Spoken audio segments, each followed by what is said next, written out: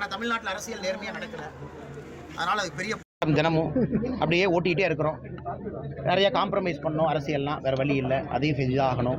இளைஞர்கள்லாம் பெரிய பெரிய ஏக்கத்தோடு இருக்கின்றார்கள். நாளை காலையில் மாற்ற வேணும்னு நினைக்கிறாங்க. இளைஞர்கள்லாம் பொறுமை இல்லை அவங்களுக்கு அரசியல். ஆனால் நாளை காலையில் ஏன்னா சேஞ்ச் வரல, ஏன் 2026 தமிழகம் நம்பர் 1 மாநிலமாக வரலைன்னு. அதனால் இளைஞர்களுக்கு புரிய வைப்பதற்காக நேற்று நான் கோயம்புத்தூரில் பேசியிருந்தேன்.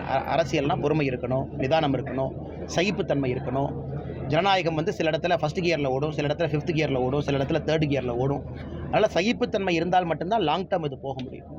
மற்றபடி நான் காம்ப்ரமைஸ் பண்ணாமல் அரசியல் இருக்கணும்னு நினைக்கிறேன். காம்ப்ரமைஸ் இல்லாமல் நம்ம எப்படி ஆகஸ்ட் 25, 2020 கட்சியில் சேர்ந்தோமோ அதே போல் நம்முடைய வாழ்க்கை இருக்க வேண்டும் என்று நினைக்கின்றோம்.